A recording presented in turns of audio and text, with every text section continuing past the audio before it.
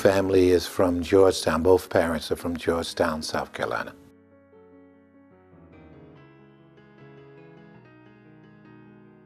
Well, I was raised primarily in a Pentecostal church in Brooklyn, New York, under what we call COJAC, the Church of God in Christ denomination, which is Pentecostal so-called holiness. And that's really on my mother's side. My dad continued to be African Methodist Episcopal, and occasionally we would attend, my siblings, we would attend church with my dad. But I would say 80–90% of the time it was with my mother in the Pentecostal church. And that was until I returned to Georgetown in my high school days. And of course, at that time, we were predominantly AME.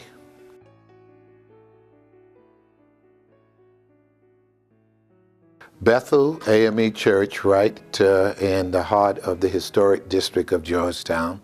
So-called roots are there. Several generations, several family members are still attending that church. And I am currently attending that church when I'm in Georgetown. The thing is that I haven't always lived in Georgetown, and I actually returned to Georgetown almost 6 years ago. But I still have some roots in my church family and membership in Greenville, South Carolina. And here we go, they are Baptists. However, if I did not tell you they were Baptists, you would know. It feels more like again, a Pentecostal experience. But I am a big believer that God has no respecter of denominations, and all of these things are quote unquote man-made. So I know that I love attending church, I love the church experience, but more importantly, I love the fact that I can practice what I preach not only in the church, but outside of the church.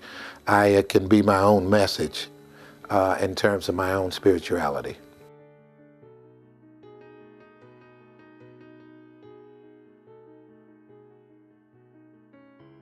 I have to be honest, I don't know a great deal about the other Baptist churches, but in this particular church, it is very lively, very quote-unquote foot-stomping, hand-clapping experience.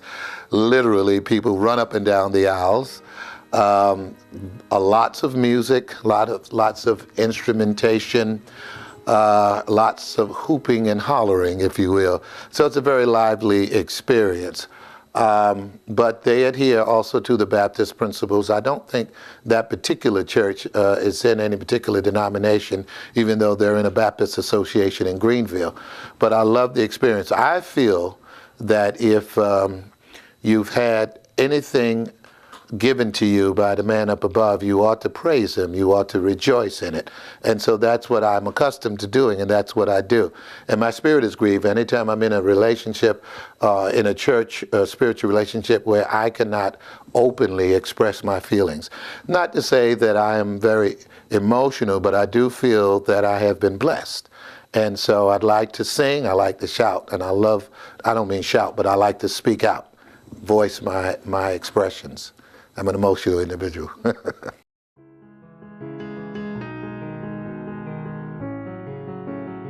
The worship services at Bethel run the gamut, okay?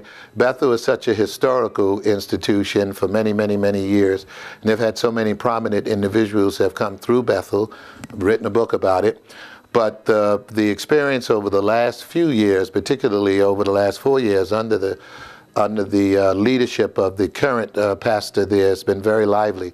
She's made a number of changes, and she's strived to increase the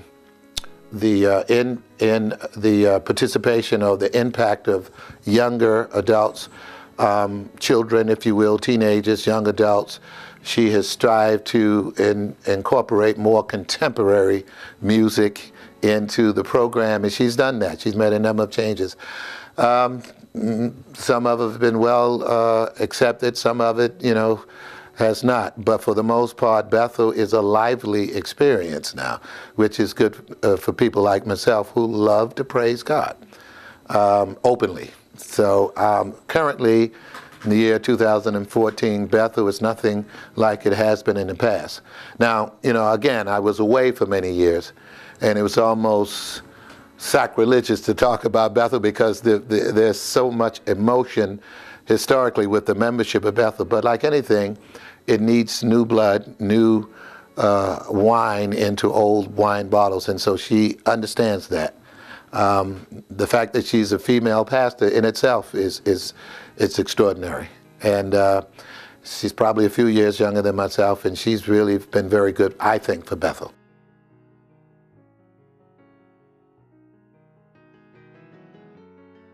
I believe so. One of the things about the AME Church is that the leadership, the pastoralship, has to be approved, I believe, yearly at the church conference or conferences, and so she's was appointed to Bethel, and over the last 4 years, I think the membership has very much endeared itself to her.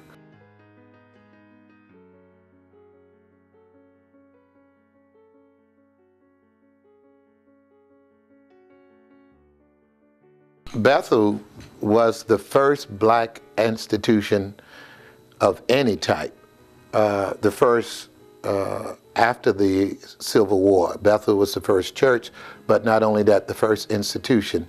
This was in 1865, excuse me.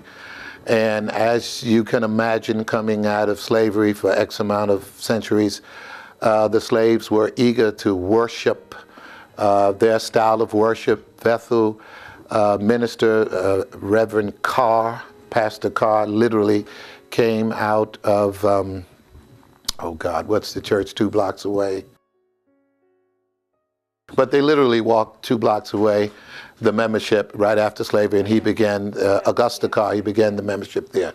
And it was not only for church services, but it was a social, it was political, it was basically everything to be able to assemble and discuss the politics and the civics and the needs of the black community. Educationally, I do not have to tell you that probably 99% of the slaves were illiterate, so it was very important to set up programs there for food and for shelter and for education, for almost every basic need that African Americans had at that time. Bethel met that need. In addition to that, I like to say that they thought it not robbery to go out into the community, into the rural areas, and set up missions. The preachers would go literally in the afternoons and on the other portions of the week to minister, to give communion and assemble with members on plantations around Georgetown, which was key because a lot of the members at that time were not able to get into the heart of Georgetown, so they took their mission into the vineyards, into the plantations. There were 3 or 4. Actually, several churches were started as a result of that. Arnett AME Church here in Georgetown, St. Stephen's Church, all of those institutions began with the mission or the missionary program from Bethel. In addition to the mission program, Bethel had some of the most prominent members, not some, most of the prominent members of the African American community. Mm-hmm. Your politicians, your elected officials, politicians, your medical practitioners, undertakers, you name it, they, for the most part, attended Bethel early on. And that legacy continued for many, many years. One of the things that I wrote about in my book entitled Ebony Effects, 150 Unknown Facts About Blacks in Georgetown, is how some of the members of Bethel were able to literally change not only the landscape, political, social, educational landscape of Georgetown, but of, dare I say, the state and maybe even the country. Politically speaking, Georgetown County was not the same as it is today. Literally, Georgetown District covered 14 other so-called counties: Marlboro, Sumter, Horry County, it just goes on and on, Williamsburg County. So some of the members of Bethel was extremely influential and making sure that blacks or African Americans were given their piece of the American pie.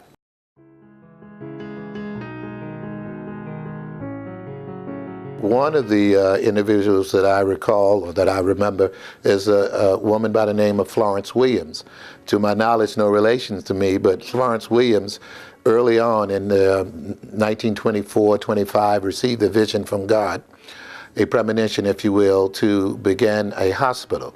And from about 1929 to roughly 1954-55, when the current hospital here in Georgetown was built, Florence Williams was the only institution, hospital, if you will, that was there for not only African Americans, but many whites. During the Roosevelt administration, the so-called New Deal, they had what we call the CCC, Civilian Conservation Corps. And these individuals, black and white, traveled throughout the southeast region and almost every other region in this country and built what we have now in our roads and our parks and forest systems and all of that. Well, when they were injured, unfortunately, there were very few places to go. Florence Williams Hospital right here in Georgetown was one of the hospitals that they could be treated in. There were both black and white doctors who volunteered their time for surgery and other medical needs. Also, Florence Williams trained young African American females to receive their nursing certificate and or license to become practical nurses. And so she was an invaluable member to our community. Dr. Beck was a member of Bethel. Also, Joseph Beck, who the school system, the current school seat, or the county school seat, was named after him. He was an extremely influential member of Georgetown and South Carolina. In fact, he actually turned down several positions with the state, more lucrative positions, more prominent positions, so he could remain in Georgetown to work with the needs of the African American community. And there have been others, politicians like Sam Barnes, who is still living, ministers like Reverend Herbert L. Williams, who was my dad, very prominent in the civil rights movement. He headed the NAACP for many years, back in the 70s and 80s. I would be remiss if I did not mention a few other people who were luminaries of Bethel AME Church. One of the gentlemen who was the first African American elected since the Civil War, roughly late 1800s, is a fellow by the name of Mr. Dunbar, Lawrence Dunbar. In 1965, I believe, he was elected to the Georgetown City Council. Understandably, after the Civil War, there was a period of prosperity, so to speak, for blacks in Georgetown. Much of that was changed right after the so-called Reconstruction period. I like to say that's when all hell broke loose. Roughly between 1877 and 1900 was the period of terror, and blacks who had gained a modicum of political and social status lost all of that. And for almost 65, 70 some odd years, blacks were basically disenfranchised politically in almost every other way. So in the I believe it was 1960s, it was Lawrence Dunbar was the first blacks to be reelected to the City Council of Georgetown, and he served well. And there was also, as I mentioned, Sam Barnes. There was also a fellow by the name of Sampson Dunbar, who was a prominent builder, construction carpenter throughout Georgetown. He's built many edifices and many buildings around the city of Georgetown, including the parsonage of Bethel AME.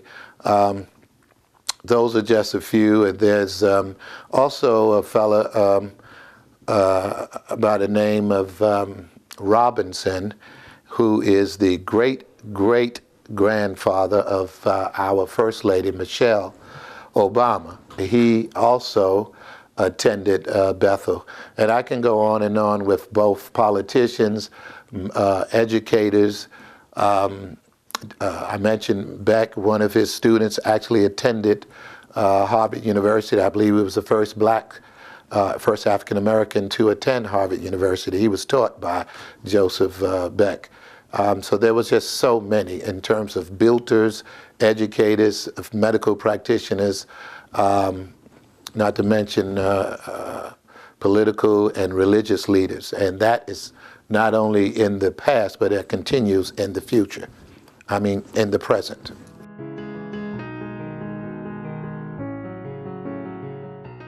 Growing up, I always knew that he was very proud Georgetownians. Again, I was not raised here, but he mentioned Georgetown almost every opportunity he had, and he mentioned Bethel Church.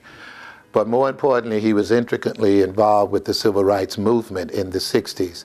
And I tell an interesting story in my book. He was at the March on Washington with Dr. King, the so-called I Have a Dream speech, and he met what we now know is a very prominent historian by the name of Charles Joyner, who lives in Myrtle Beach, and he's done scores of documentaries about the African American experience. And I might say that he is one of the few writers of historians of Georgetown that actually went out of his way to talk about the contributions of blacks, because I have found that a lot of the books just ignored that. Well, Dr. Joyner and my dad were singing and marching during the so-called March on Washington, and they were doing a parody of the song Amen.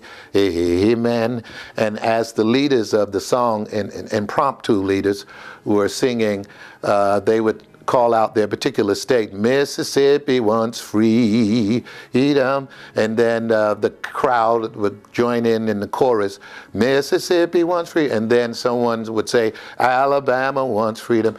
Well, unbeknownst to Dr. Joyner and my dad, Reverend Herbert L. Williams, in their mind they had made a decision that at the next opportunity they would both call out the state of South Carolina. And they did it in unison as if they had rehearsed it. And they both called out at the same moment, South Carolina wants freedom. And that it was the beginning of two people, one white and one black, who met each other in the March on Washington of 1963 and became lifelong friends. They remembered a particular part of Dr. King's speech, which says, go back to Mississippi, go back to Alabama, go back to South Carolina, and connect the dangling discords of our nation. So while everyone had heard, I have a dream, these men, these great men, said that they were going to do what they could to assemble the dangling discords of our nation. Dr. Joyner did it by writing and doing documentaries. He's written several books. And my dad did it by continuing the struggle of the civil rights movement, both in New York and Georgetown. He worked, as I said, with the NAACP. My dad is no longer living, but Dr. Joyner talked very fondly of their relationship. Actually, I didn't know this story until Dr. Joyner told me the story a few years ago, and I covered it in my book. My dad was a drum major for justice, and every now and then I run into somebody from Georgetown and says, I remember your dad. He helped me get my first position. And at that time, we're talking about the 70s and perhaps the 80s, my dad would say to organizations like KFC or Walmart, we want our fair share. We want to make sure that you, when you're hiring, in the process of hiring, if we have qualified applicants who just happen to be African Americans, we want to make sure. And that's what he did. So many people used to knock on our door saying that, you know, I've been unjustly fired, or I've been unjustly this and that. And my dad would look into the situation, and if he found that it had merit, he would throw the weight of the NAACP behind it. Every community almost in the South had an NAACP chapter, be it Conway or Georgetown, whatever, and they would try to do what they could to increase the impact of the fair share of African Americans. Sometimes it was teacher pay. Sometimes it was getting employment in the court system or in the hospital system. It's a different day. But people tend to forget that there was such a thing as discrimination, blatant discrimination. There was such a thing as segregation in housing. And those are things that we hear about and we see in the movies, and we hear about other leaders, national leaders, Rosa Parks, but that occurred also in Georgetown. So my dad was just one of several people who did what they could to improve the quality, not just for African Americans, but for many community, many minorities, and that would include Hispanic, and that would include Asian, that would include the lesbian community or the gay and lesbian community. There are many laws that are on the books now, both nationally and locally. It's because somebody paid the price for it. And he wasn't always given credit for it. He wasn't always given accolades for it. As a matter of fact, there are many who say, well, your dad was something else. You know, I understood. Because, you know, he could be somewhat difficult and cantankerous. But at the heart of his heart, he always did what he could for his race. And I applaud that.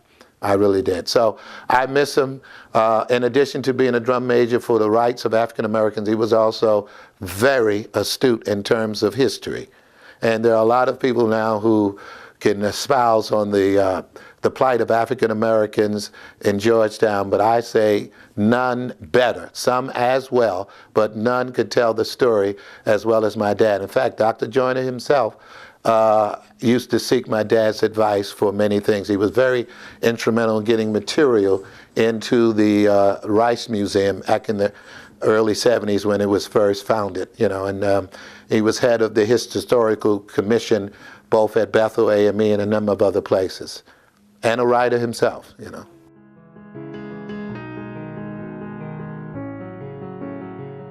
One of the things that I liked about Bethel, and it's not necessarily particular to Bethel, is that Bethel has always rallied around people in their time of need.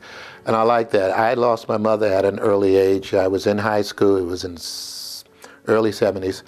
And I just remember the people coming to the house, bringing food, bringing cards, bringing words of encouragement, sometimes money, and just sticking with my dad and my brother and I, you know, during our moment of need. And I've seen this duplicated hundreds of times. I'm sure they do it in other churches. That's what I like about Bethel, the reaching out to the community. Historically, Bethel was, well, I wasn't around in the early 1900s, of course, but Bethel rallied around a very important fellow by the name of John Brownsville. John Brownsville was a barber who allegedly, as the story goes, did not pay a $1 poll tax.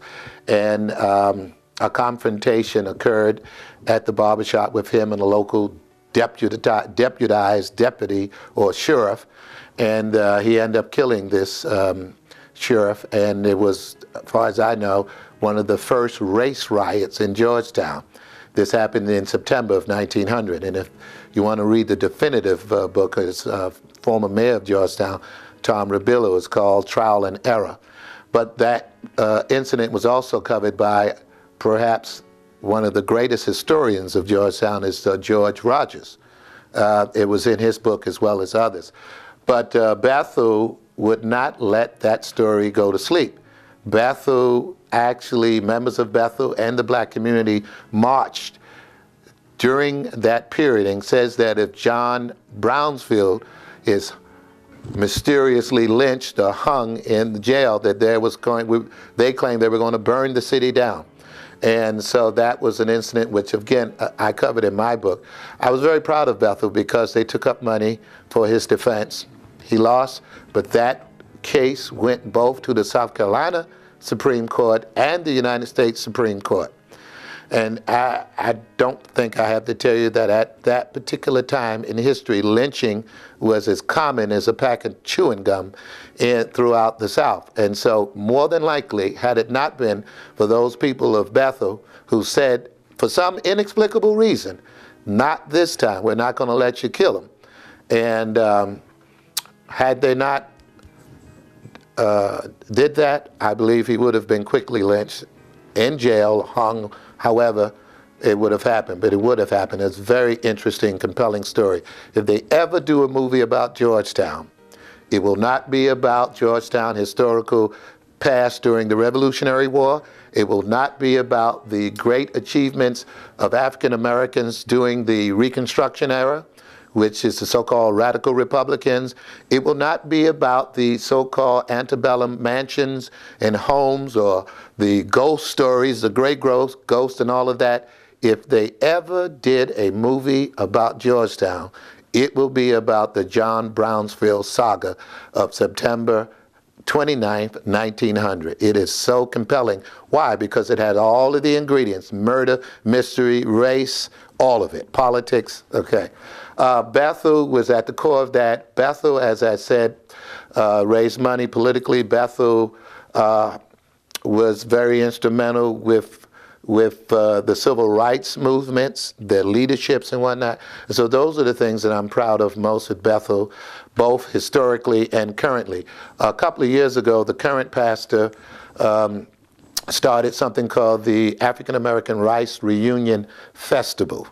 And that is how I actually got the idea for my book, Ebony Effects, is because they asked me to head up the history committee of that. And as I began to dig deeper and deeper into the history of Bethel, I began to discover that the history was so wide and voluminous that I couldn't tell it all in just one weekend, which would be Labor Day. And this is a continuous thing. It's a every year annual festival, but the history of Bethel was just so wide and so deep. And right here in the local library and many other places, I began the research, and it was just riveting to me to hear some of these stories.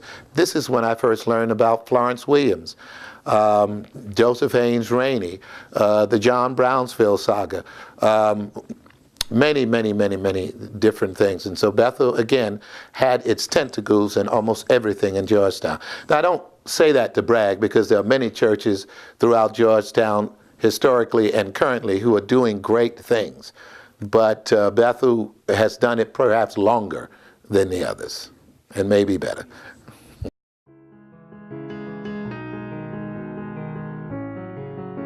Joseph Haynes Rainey, as you may or may not know, was the first African American to be elected to Congress, the first African American nationally to be elected to Congress. And he served prominently between, I believe, 1868 to 1875, okay, or something close to that. But more importantly, Joseph Haynes Rainey was not just a champion for African Americans, but he was a champion for South Carolinians, and I'll tell you why. He was ahead of several committees in Congress, the Native American, a committee on the affairs of Native Americans, the committee on the affairs of Asian Americans.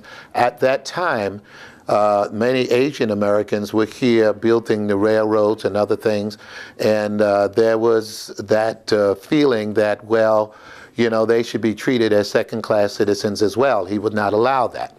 The so-called Freedom National Bank, the Freedmen's Bureau, set up a bank to help African Americans develop capital to improve their lot in life. The legislature had proposed a law to curtail the amount of money that was matched by the federal government. I believe at the time it was 66% of the money in the bank was matched by the government. A law was proposed that be reduced to less than 50%, I believe a third. Joseph Haynes Rainey foresaw at that time that if the government did not back with U.S. bonds this bank, Freedmen's Bank, that the bank would collapse. And sure enough, the banks did collapse. Many prominent African Americans in Georgetown, throughout the state of South Carolina and several other states, lost everything they had when the bank went under. Joseph Haynes Rainey was one of the first leaders, along with a fellow by the name of Charles Sumner, who wrote civil rights legislation. This is long before the current civil rights movement of the 1940s and 50s, okay? This was back in the 1870s. Joseph Haynes Rainey wrote that law. Joseph Haynes Rainey was very good friends with many of the former abolitionists and great men of the Northeast, Emerson and Hawthorne, and a number of other writers. And there's a very famous picture in the local textbooks. I saw it when I was in high school, of the so-called beating of Charles Sumner. You will see in the Senate a man standing over him with a cane, just what I call a beat down, just literally almost beating him to death. Well, I didn't know it at the time, but Charles Sumner, who was an abolitionist, was a very good friend of Joseph Haynes Rainey. And at his funeral, Joseph Haynes Rainey was asked to not only speak, but be a pallbearer, along with Emerson and several other prominent people of American history at his funeral. And he talked about the dastardly, cowardly act of beating this senator up in the halls of Congress because he disagreed with them. And that was just a whole nother time around the so-called bloody Kansas affair. Joseph Haynes Rainey, like many African Americans, was considered an expert on the affairs of blacks, but he was not simply an expert on the affairs of African Americans, but he was a champion for all of South Carolinians. And while many of the local heroes here in South Carolina and Georgetown was doing everything they could, Rainey was doing everything he could in Congress, okay? It was the blacks of South Carolina, or at least the blacks of the so-called radical Republicans who were the first to pass the law that made it mandatory for citizens to attend school. They were the first to pass the law that made it free. There was no such thing as a free education in South Carolina for blacks or whites. Most of the people who went to school in South Carolina were very much rich or affluent.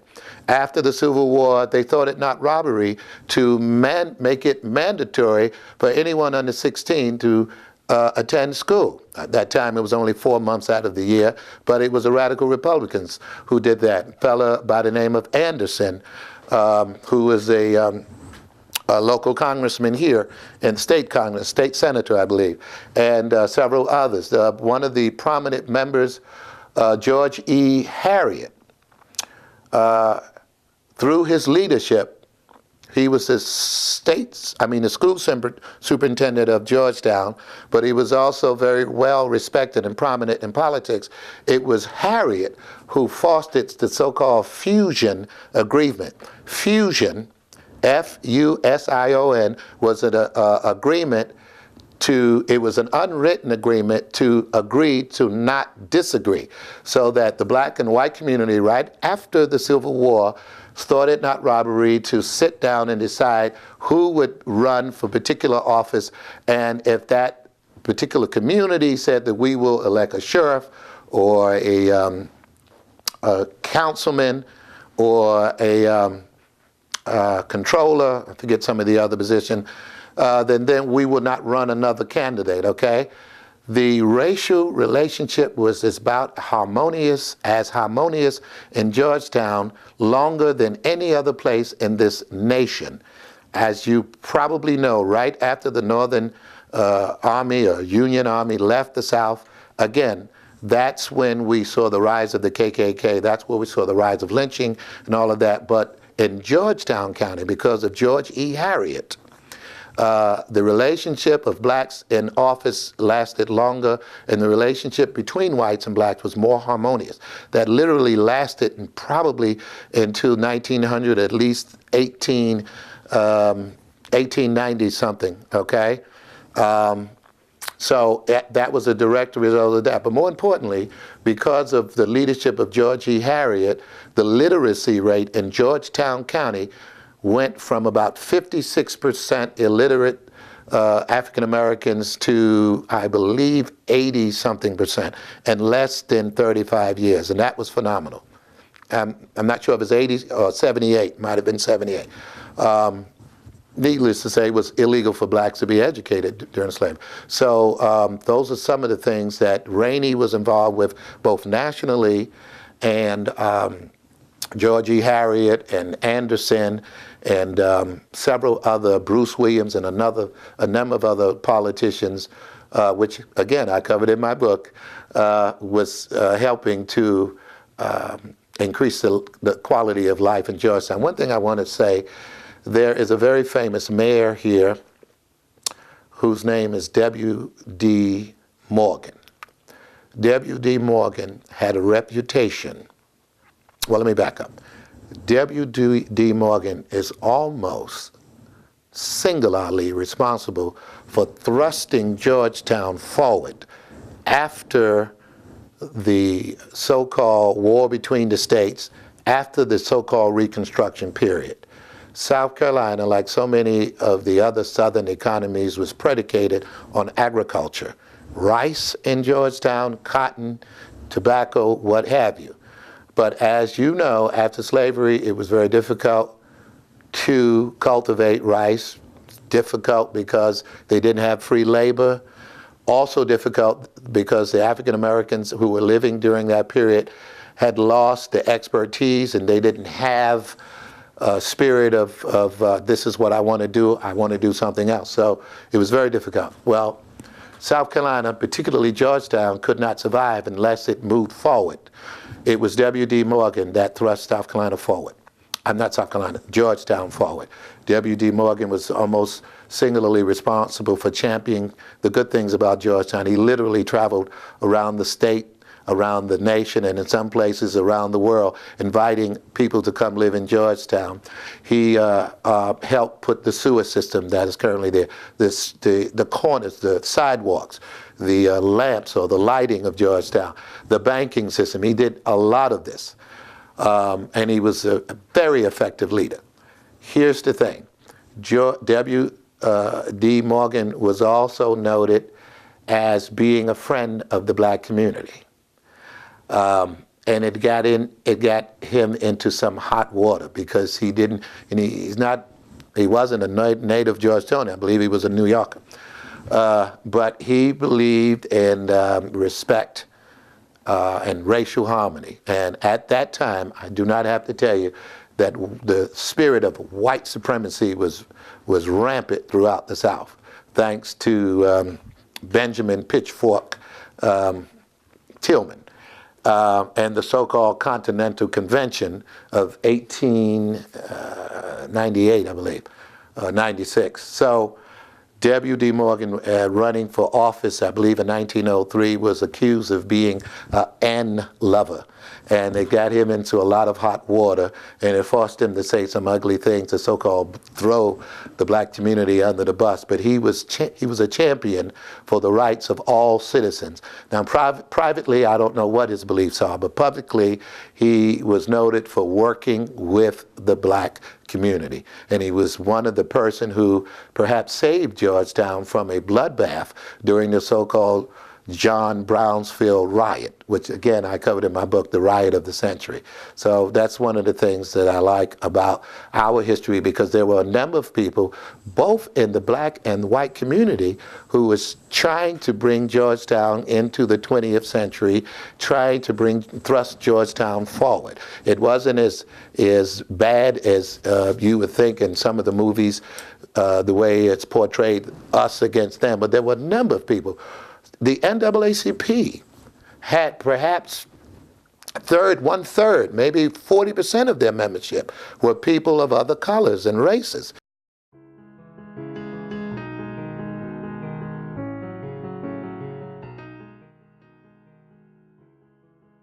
Albert King, in 1937, Georgetown, like so many other communities in our nation, was recovering from the Great Depression. Nationally, President Roosevelt was trying to put our nation back on its feet with his New Deal program, and he succeeded in that. But locally, Georgetown, who again, since the Civil War, was not as prominent as they had been during the so-called antebellum period. Georgetown, like no other place, received what they call manorial splendor, the mansions and all of the great things that you've seen in the movies like Gone with the Wind and whatnot. Georgetown enjoyed that. The planters of Georgetown County, Waccamaw Neck, were some of the richest people in America. And that was long before the millionaires of Rockefeller, J.P. Morgan, Carnegie, several of the prominent planters in this area were some of the most affluent, richest individuals in our country. Well, of course, all of that changed after the war. And had it not been for the Atlantic Coast Lumber Company, during the so-called turn of the century in the late 1800s, Georgetown may not have survived. Shortly after that, we had what George E. Rogers called the second invasion of Yankees. And as the prominent, affluent members of the North, Yankees came down to find what I call ready-made plantations, ready-made recreational. They were people who were into sports and gamesmanship, duck hunting and all of that, starting with Bernard Baruch around 1905, but moving on with several other people, Brook Green Gardens, on and on and on and on. Well, Georgetown was able to turn the corner, okay? However, in 1937, following the Great Depression, they were still struggling. There was an individual by the name of Albert King who was living on what he thought was his property, which was adjacent to the Arcadia plantation, the millionaire Arcadia plantation. He was shot and killed for allegedly poaching, hunting on what he assumed was his property. A coroner's jury was selected. Unfortunately, during that time, again, racism was still rampant, and on the coroner's jury, there were no blacks, no females, no Asians, no people of color. And they quickly decided that the so-called deputized sheriff was justified in shooting Albert King. And by the way, the trajectory of the bullet was this close, right through his abdomen. He claims that Albert King was fighting for the gun, et cetera, et cetera, et cetera. What some of Albert King's neighbors said, and they were not African-American neighbors, they were two Caucasian or white neighbors, says that we do not condone poaching, but neither do we condone killing in this manner. A man should not be dead because he was hunting on some property. And all we know that there was a mysterious death in 1937. Albert King had a wife and a big family, several children. Like any other struggling African American, he did not have a 401k. I'm pretty sure he did not have Social Security, even though Social Security, so-called Social Security, was newly established. He did not have any of those things. He was struggling to feed his family. And for some inexplicable reason, he was shot through the abdomen at close range and quickly decided that he was on someone else's property now. So I say all that to say this, is that there were many people who, in the white community, who wrote letters. And I, of course, was not around in 1937, but they wrote letters, because I saw it in the archives, that we are appalled, we who are former plantation, descendants of plantation and slaves of descendants of slaves. This is not the way we want our community to be noted for. We would like to get along as well as possible, because the war is over and we've got to get along. So this was going back to 1937. And there are so many incidents like this that I covered in my books, where both communities decided that it would be best that we work in peace to improve the quality of our life in Georgetown. And I can tell you, because I'm an example, I lived during the segregation era and after the segregation era, and it is like night and day. It is like night and day. A fellow by the name of Jesse Windley, who was born and raised here in Georgetown and became a prominent minister in Harlem in a church called Soul Saving Station, which is an international church. They probably have 27 churches around the nation, but he was a prominent pastor, minister for many years in Harlem during the 60s, where heroin and other forms of drug prostitution was running rampant. And he made a name for himself, and he has a very famous, so-called famous book, The Story of Jesse Windley. But he was born and raised here in Georgetown. His mother and my mother were close friends. Well, he and my mother was close friends. Jesse Winley talks about being raised in Georgetown and going to stores on Front Street where if you are a minority, if you browse through the material, in other words, if you wanted to try on a hat or a pair of gloves, Jesse Winley says in his book, if you touched it, you bought it. That's just the way it was. There was a time where if you walked the streets, you could not look a white person in the eye. You had to bow your head. This is after slavery. These were so-called, and I mentioned these are called social taboos. Long after the legal taboos of segregation was over, there were still social taboos. And you saw this prominently in the movie, which was a couple of years ago, called The Help, where the maids were not allowed to use the command. And I actually had people, adults, say to me, "Oh, that wasn't really true, was it?" Yes, it was. It was a fact. Okay, but we find that to be incredulous, some people, but that's the way it was. Well, whatever happened in Mississippi or Alabama happened here in Georgetown. It was just that simple. Just subtle, but simple. So we've come a long ways. And unless you are over 40, you would not know this. You would not know this, okay? I went out of my way to document this, to chronicle this, because as I traveled throughout Georgetown and I just went through the archives of the old newspapers and combed the shelves of the libraries and other books, I read so much about plantations and plantation owners. And I did not see an adequate representation of the ingenuity of the slaves. Most people think slaves were just there for the physical labor, but I could tell you that Georgetown and South Carolina, and maybe even this nation, would not be where it is today had it not been for the technical and the intellectual knowledge of the Africans, specifically the West Africans with the knowledge of slaves. It took two things. It took slave knowledge for the cultivation of rice, and it took the so-called Europeans for the management of it. We knew how to grow it, our ancestors, when I say we, and they knew how to manage it and how to make it financially lucrative and productive, the so-called Carolina gold. Okay, so you needed both. You needed both.